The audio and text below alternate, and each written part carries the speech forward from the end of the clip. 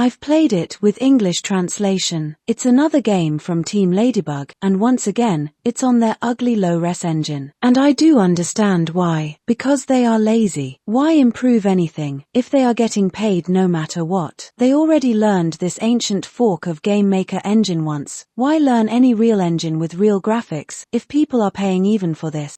And it's not like they skimp on graphical content, they are ready to put the time into creating assets, they are just too lazy to pay the transitional costs in time and money. Players are ready to pay for Call of Duty and Angry Birds, they don't care if the things are good when they are ready to eat good enough or even not bad enough. And the casuals sure ready to eat this dung polished into a shiny Doradungo. It doesn't help that they are making actually solid games gameplay-wise, and there's no one brave enough to criticize them. The big corrupt games journos don't want to so-called punch down beloved indie foreigners who create solid gameplay. And the critics are extinct. Rabid fanboys hunt down anyone saying anything even slightly negative about anything at all. After a break with a scroll shooter, they are back to making yet another Metroid clone. There are thousands of them, but out of thousands of them, only a few are fascinating enough to keep my attention, and this is one of them. As a Metroid game, it has slightly branching paths, and routes you can take only after receiving specific upgrade at specific story points. The platforming isn't great, with the weird controls, and then there's zero coyote time, so the jumps feel plain bad. When you finally upgrade your movement, it kinda feels fun to think you are breaking the sequence. But then you discover that 95+% of the medium-sized map is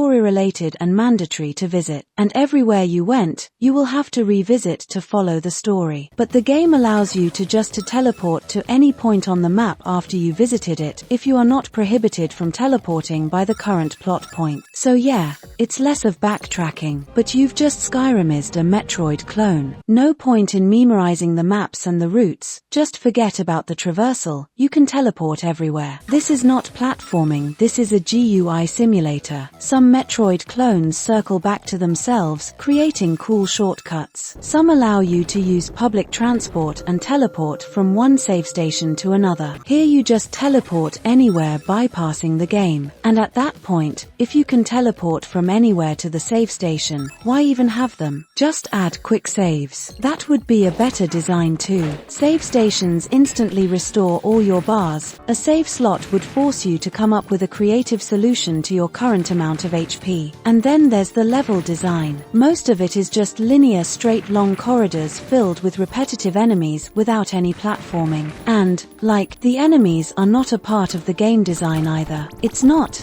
like, different corridors feature different combinations of enemies dictating different approaches to dispatching them. No, this location has these enemies in it, so all 7 super long corridors in it will have the same repeating combination of the same 2, sometimes 3 enemies, all requiring the same solution. These repetitive corridors are the biggest part of the game. The puzzly or platformy rooms are much rarer. There are vertical shafts, but you never get any flight or super jump upgrades. It seems like the solution was to actually jump, open a bit of the map, warp there, instantly jump in the air, open a bit of the map, warp there, instantly jump in the air, etc. I don't see any other solution. I think this was done intentionally. The game is also in the Igavania subgenre, so it features rooms with enemies instantly respawning when you leave. There's the meaningless leveling system, where you just get stronger if you grind, and the inventory system with diverse weapons offering diverse attack patterns. But unlike something like Dracula X2, there are no meaningful builds and combinations. All the weapons are basically just linear upgrades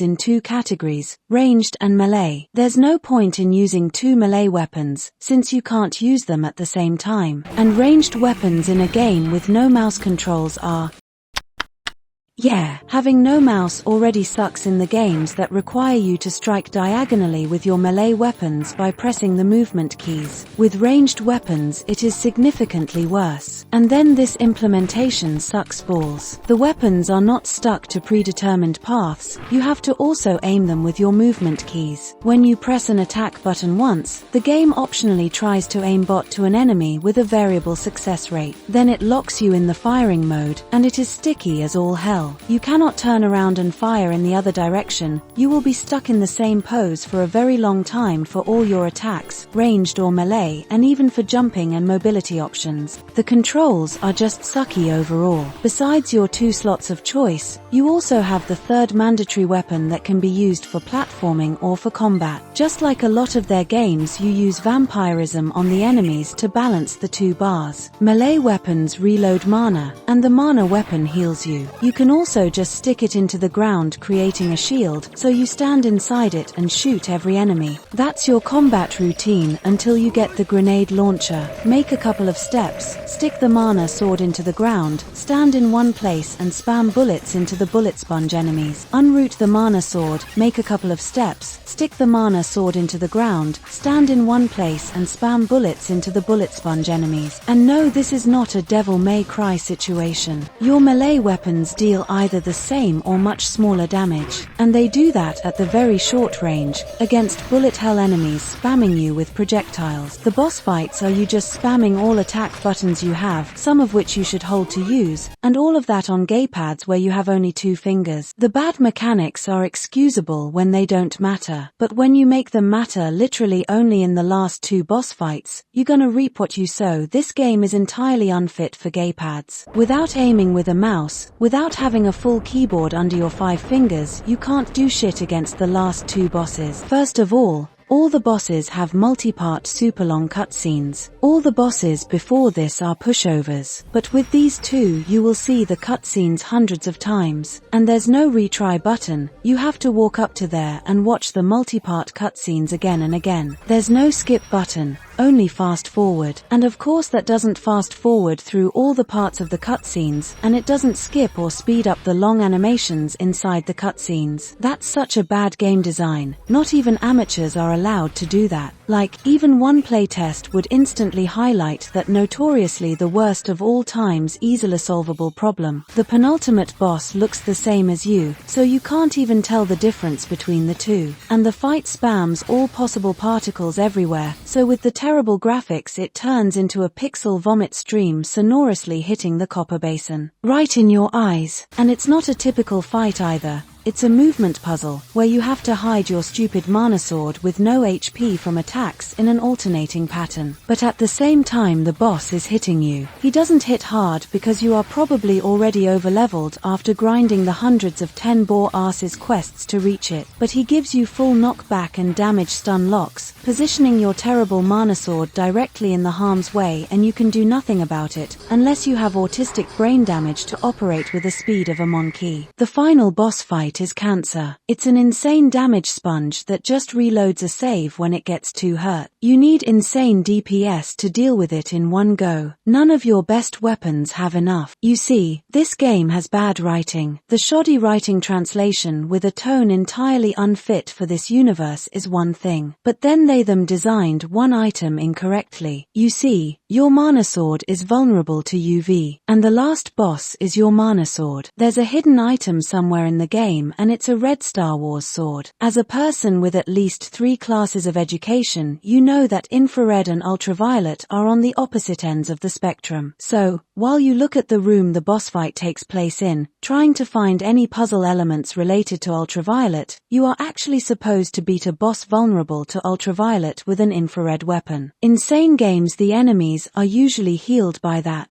Well, even with it the boss fight is a mess. It breaks all the game's previously established rules. You can't block the projectiles, you can't use ranged weapons. The screen is just covered with unavoidable damage, if your brain is not damaged by autism, that knocks you back into more damage and you are basically stun locked. It deals about 144 damage per tick, which is about 48% of your life if you didn't grind levels. If you managed to beat the first phase, there comes the second phase, and it is Cancer. It's not even too hard, it's just terrible design. The unfloor is lava, so you must always waste your mobility options, while a giant attack comes from any random direction off screen with no warning. The third stage is even worse. You just need to avoid the damage. Oh, wow. So fun. I'm gonna cream the rabbit my pants with the coom of dinosaurs of all the fun I am having trying to avoid damage while eating med kits and doing nothing interesting. And none of it makes a lick of sense. The story is garbage. So,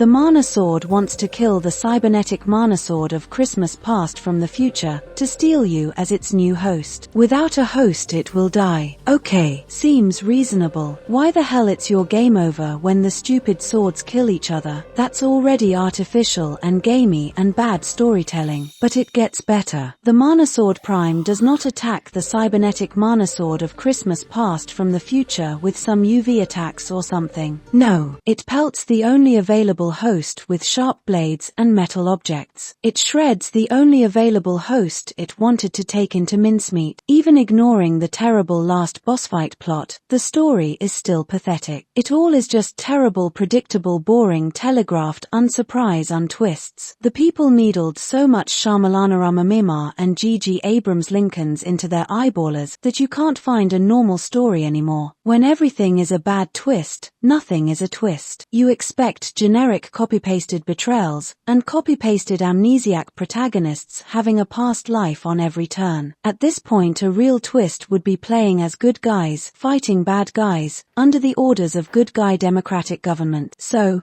before the dictator fight I was leaning towards giving the game a giant amount of slack, and calling it barely very conditionally with a lot of det weekly great. After that fight I was stuck grinding the side quests. There are a couple of side stories, but most of them are thankless 10 bare asses grinds, so I lowered the score to 7/10 interesting. But then there are the last 2 fights where everything bad starts to matter, and nothing good about this game is present for hours, with the terrible cutscenes playing before every attempt. After wasting hours on that nonsense I call this a 6/10, an overall enjoyable waste of time entertainment.